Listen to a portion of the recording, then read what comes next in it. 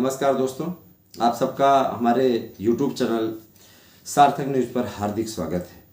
मित्रों, इस समय एक बड़ी खबर निकल कर के सामने आ रही है। आपको याद होगा कि जो जंतर मंतर पे कार्यक्रम चल रहा है और वहाँ पे युवाओं की भीड़ जुटती जा रही है। युवाओं के बीच में उपद्रव करने वाले उपद्रवी तत्वों को एकत्र किया जा रहा है और उनसे पत्थर मरवाए जा रहे हैं। प्रधानमंत्री आवास को जिस तरीके से कांग्रेस ने घेरा, वो अपने आप में सुरक्षा की चूक का मामला तो बनता ही है। सबसे बड़ी चीज़ है कि देखिए, देश का प्रधानमंत्री, देश का राष्ट्रपति, ये राष्ट्रीय संपत्ति है और उसकी सुरक्षा करना हर किसी का कर्तव्य है। लेकिन एलओपी, लोकसभा में ओपोजिशन लीडर जिस टाइप से वहाँ पर गए और कांग्रेसियों ने जिस तरीके से नरेंद्र मोदी मुर्दाबाद के नारे लगाए, जिस तरीके से कांग्रेस की भाषा रही है कि मोदी तेरी कब्र खुदेगी, वो सारी चीज़ें देखने में वहाँ पर निकल करके सामने आई। पीएम अगर आवास में होते तो उनके साथ कुछ भी हो सकता था। इस मामले को माननीय गृह मंत्री जी ने काफ़ी संजीदगी से लिया है। उन्होंने एक कमेटी गठित की हुई थी, डोभाल ने अपनी रिपोर्ट दे दी है। प्रधानमंत्री की जान को खतरा था और अगर ये आप देख लीजिए कि उनकी जान को खतरा था, कितना बड़ा रिस्क उनके साथ में हो सकता था, है ना। ये कहिए पीएम वहाँ थे नहीं और जिस तरीके से वहाँ पे राहुल गांधी, है ना, ज़मीन पे लेट गए, प्रोटेस्ट करने लगे, मुर्दाबाद के नारे लगाने लगे, है ना। और जिस तरीके से नेता इसको राजनीतिक तूल देने का प्रयास कर रहे हैं, उसे देखते हुए ये लग रहा है कि कहीं न कहीं इन पर राजनीति हावी है। अब देखिए, रासुका इन पे क्यों लगने जा रही है। अमित शाह जी ने बताया कि इन पे रासुका लगाने की तैयारी कर रहे हैं क्योंकि पीएम को ये कुछ भी कर सकते थे और इस प्रकार का अपराध क्षम्य नहीं है। गृह मंत्रालय ने स्पष्ट कर दिया है कि जिन नेताओं पर रासुका लगने वाली है उनमें अखिलेश यादव और राहुल गांधी दोनों का नाम चल रहा है क्योंकि इनके राष्ट्र विरोधी घटनाओं में सम्मिलित होने के इनपुट मिले हुए हैं।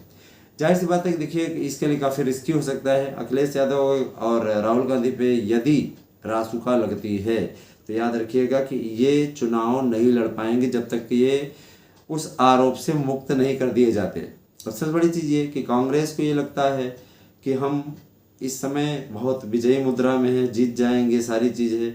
आप भारत जोड़ो यात्रा के दौरान देख रहे थे जिसमें टी शर्ट में राहुल गांधी निकलते थे तो राहुल गांधी को लगता था हम टी शर्ट जीत करके, हाँ, टी शर्ट पहन करके चुनाव जीत लिए, है ना। और हुआ क्या बाद में पता चला कि पराजित हो गए। कोई मतलब नहीं। 2019 में और बुरी हार हुई उनकी, 2024 में भी हारे। तो कहने का मतलब ये कि अपना ही छीछा लेदर ये लोग करा रहे हैं। सोनम वांगचुक के द्वारा किए गए प्रोटेस्ट को जो दिशा मिलनी चाहिए थी। अब देखिए, जैसे नीट का मामला, मैं पहले उस पर आना चाहूँगा। नीट के मामले में पेपर आउट हुआ, इसमें कोई दो राय नहीं। देखिए, अब कौन अधिकारी कहाँ पर बैठा हुआ, किस तरीके का काम कर रहा है, कोई नहीं जानता। जो लोग इस प्रकार के अपराध में लिप्त थे उनके खिलाफ कड़ी कार्रवाई शासन ने की है और उन्हें जेल भी भेज दिया गया है जो लोग लिप्त थे इसमें। फिर सरकार ने अपनी सक्रियता दिखाते हुए 21 दिन के अंदर पेपर करा लिया, है ना, रिजल्ट भी घोषित कर दिया गया। अब थलपति विजय एक नेता है जो कि नया मुख्यमंत्री तमिलनाडु का बना है, तो उसका ये कहना है कि नीट को ही समाप्त कर दो, नीट को समाप्त कर दो, तुम्हारे तरह अनपढ़ गवार कोई हो जाए, इस तरीके से होना चाहिए।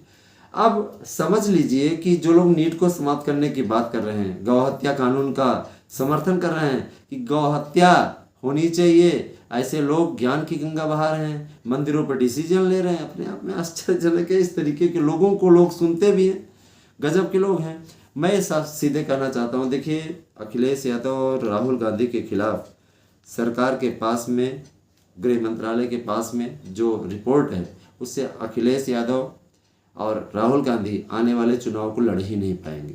अब आप स्वयं समझ लीजिए कि जब ऐसे लोग, आपको याद होगा जब जम्मू कश्मीर का विभाजन हुआ था, जम्मू कश्मीर से धारा 370 हटा था, तो वहाँ पर मुफ्ती मोहम्मद सईद, महबूबा मुफ्ती, उमर अब्दुल्ला, फारूक अब्दुल्ला, ये सारे लोग लगभग 6 से 7 महीने जेल में बंद थे और यही इन लोगों के साथ होने वाला है। रासुका के अंतर्गत ये गए तो 6 से 7 महीने इनको जमानत ही नहीं मिलेगी। और जो इनपुट मिले हुए हैं वो बेहद गंभीर हैं। सरकार इन पे NSA लगाने की तैयारी कर रही है, इन पे रासुका लगाने की तैयारी कर रही है। और अगर रासुका लगाने जा रही है तो जाहिर सी बात है कि फिर इनके खिलाफ माहौल और बन जाएगा, क्योंकि याद रखिएगा कि चोर के साथ कोई नहीं जाता, उसी व्यक्ति के साथ लोग जाते हैं जो व्यक्ति सही होता है।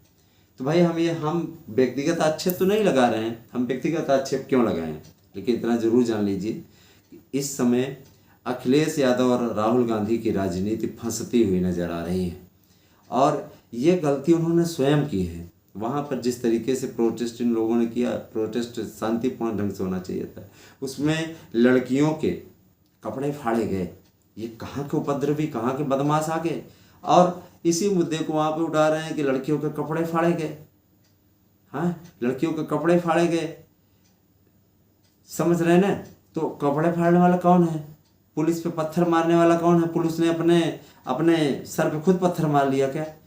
तो वहाँ प्रोटेस्ट हो रहा है, काकरोच जनता पार्टी जो अभिजीत दीपके, गजब के लोग अमेरिका से डायरेक्ट चला आया और आकर के यहाँ पे काकरोच जनता पार्टी बना लिया और मिलियन भर उसके सब्सक्राइबर हो गए। उसको लगा कि हमारे साथ करोड़ों लोग हैं। ये कुछ उपद्रवी तत्व हैं जिनको बुलाया गया है वहाँ को करने के लिए, जो पढ़ा लिखा वर्ग है, जो टॉपर्स हैं, वो सब जाकर के शिक्षा मंत्री मिल रहे हैं। और शिक्षा मंत्री के खिलाफ इतनी नाराजगी क्यों है, समझा जा सकता है। कांग्रेस हमेशा गुलामी के इतिहास को पढ़ाने में महारत हासिल करती रही है। अकबर को महान बताने की बात हो, या संस्कृत टू संस्कृत लिखने की बात हो, संस्कृत के अस्तित्व को मिटाने की बात हो, हर एक चीज़ में कांग्रेस का हाथ रहा है। और कांग्रेस अकबर महान जैसे है ना पाठ को, मुगलों के इतिहास को हटाने पे धर्मेंद्र प्रधान के खिलाफ है।